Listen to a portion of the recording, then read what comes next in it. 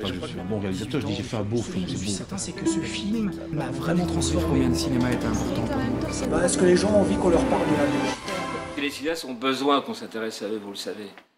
Bonjour, je suis Stéphanie Courten et voilà, je suis comédienne. Mon vrai métier sérieux, je suis comédienne. Et principalement pour le théâtre, avant tout pour le théâtre. Ça s'est fait tout seul et je pense que c'est vraiment là que je suis bien. Je suis désolée, mais moi je ferme. J'ai, aussi loin que je m'en rappelle, toujours trouvé logique d'être sur une scène quand il y en avait une à proximité. Et que, je pense de manière aussi évidente que pour la plupart des petits garçons, quand il y a un terrain de foot et un ballon, c'est normal de mettre ça ensemble et de jouer avec. Moi, c'était s'il y avait une scène, un spectacle ou un cours de théâtre, il fallait que j'en sois. Je n'étais pas spécialement la meilleure, mais j'étais volontaire.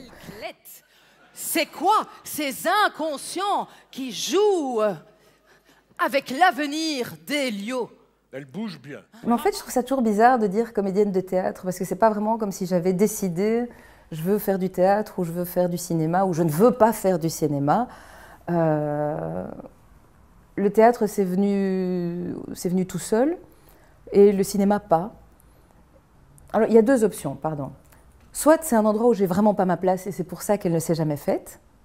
Soit c'est un milieu qui est fermé, qui tourne avec les mêmes têtes et où on ne vient pas spécialement en chercher de nouvelles. Le Kino à la base, c'est une initiative de jeunes réalisateurs québécois qui, en sortant de l'école de cinéma, se sont rendus compte que s'ils attendaient d'avoir des gros contrats pour faire des films, ils ne se souviendraient plus comment manier une caméra. Et donc moi, j'ai eu l'occasion de participer à 5 kino-cabarets, à faire pas mal de films. J'ai fait la première année des kino-cabarets à Bruxelles quand ce sont des Québécois qui sont venus animer l'atelier. J'ai trouvé ça justement très intéressant parce que j'avais assez peu d'expérience cinéma.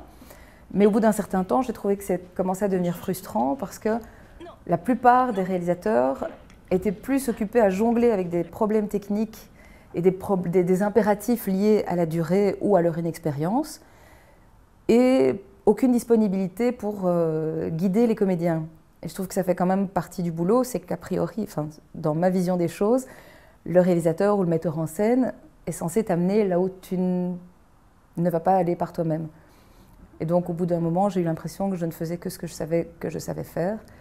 Mais vous n'aurez que des amendements. Bon, alors, je ne sais pas, mais dites-lui que c'est un comédien comme les autres et que la comédie a assez duré, non? C'est la revue Sois belge et tais-toi, en fait, dans laquelle je joue depuis 6 ans. En fait, je suis assez fidèle comme... Et tu fais qui? Je fais Joël Milquet, principalement, depuis 6 ans. Et Caroline Genet aussi, au rayon des politiques flamands. Et la princesse Mathilde, surtout, que j'aime beaucoup. J'aime beaucoup jouer la princesse Mathilde. Fifi, il est un peu comme les jus de fruits, toujours un peu agité avant de servir. J'ai reçu un coup de fil un jour en me disant oui, bonjour Stéphanie, écoute, je ne sais pas si tu connais le festival Anima, le festival du film d'animation. Oui, je connais bien, je le fréquente depuis que j'ai 14 ans, donc oui, je connais très très bien.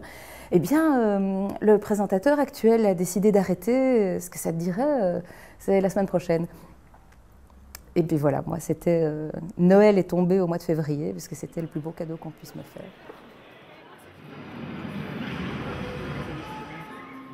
Ah oui, jour et nuit à Anima. Donc, dès le vendredi soir, moi, je loge ici, je tire un matelas pneumatique et un sac de couchage derrière le bureau.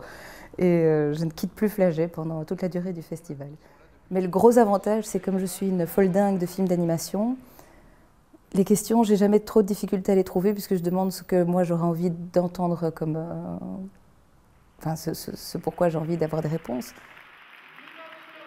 J'ai pu rencontrer des gens que j'adulais déjà, j'ai pu rencontrer des gens que je ne connaissais pas et que depuis j'adore.